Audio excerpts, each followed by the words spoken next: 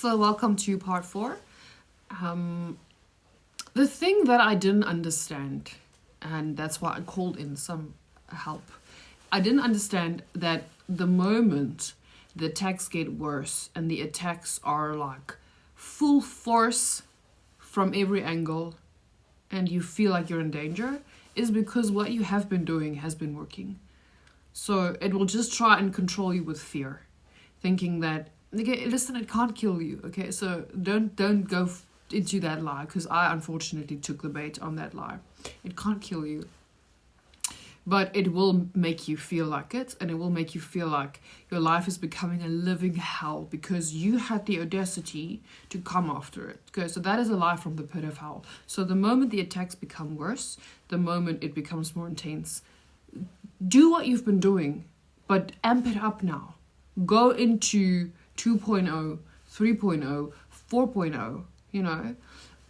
If you've been water fasting, go into dry fasting. If you've been praying for half an hour, pray for an hour.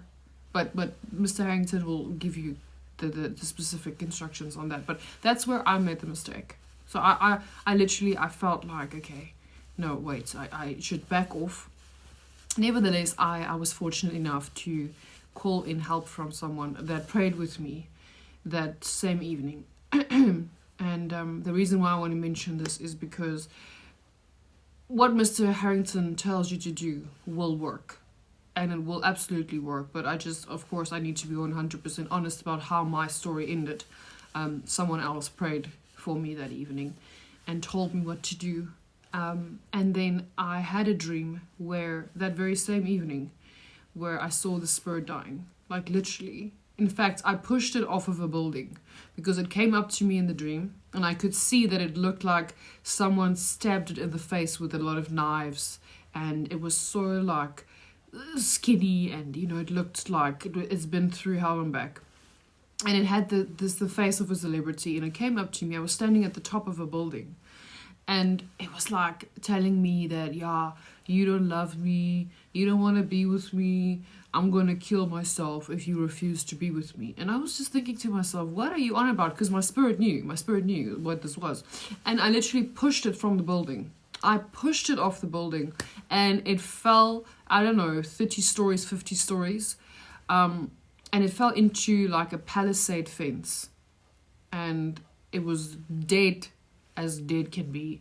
And then I saw people coming and they picked it up and they put it into this big pot, you know, like this pot that you prepare pap and food in, and they bolted the lid close and they pushed it into a fire furnace, and they were just rejoicing and shouting and screaming and chanting that this thing must go back to hell where it came from. And I would assume that was angels that did that.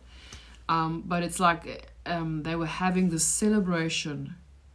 And I was just standing at the top of the building and I knew it was over. And that morning when I woke up, my whole home felt different. I felt like that evil presence was gone.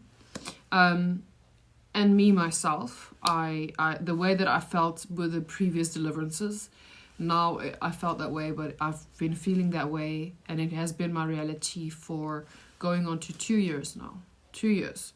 Not one attack, not one visitation of a man coming in a dream wanting to marry me or taking me on vacation, or none of that nonsense with taking on the face of a man or an ex-lover, or, you know, so waits on the bed, or evil rotten smells in my home. No, none of that.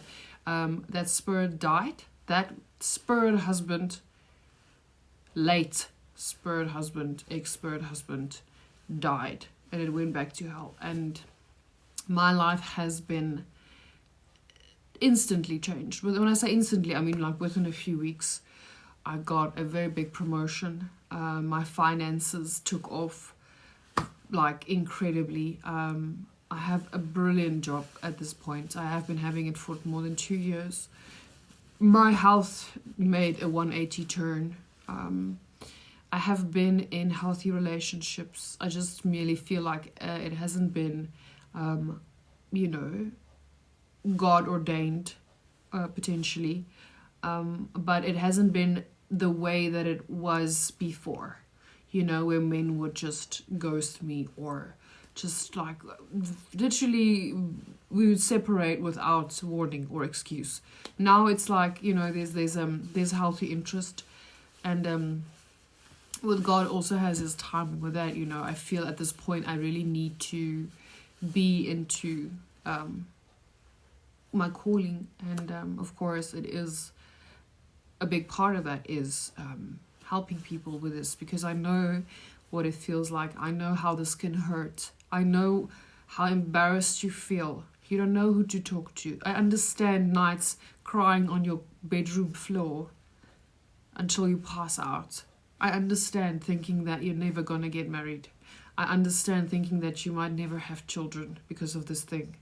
I understand how you feel after every sexual attack. I get it. So I truly wish and hope that my story has just encouraged one person, you know. This is very real and it's very sad, but there is a way out, okay? There is a way out. Don't let anyone ever make you feel like you will always have this affliction, because it's a lie.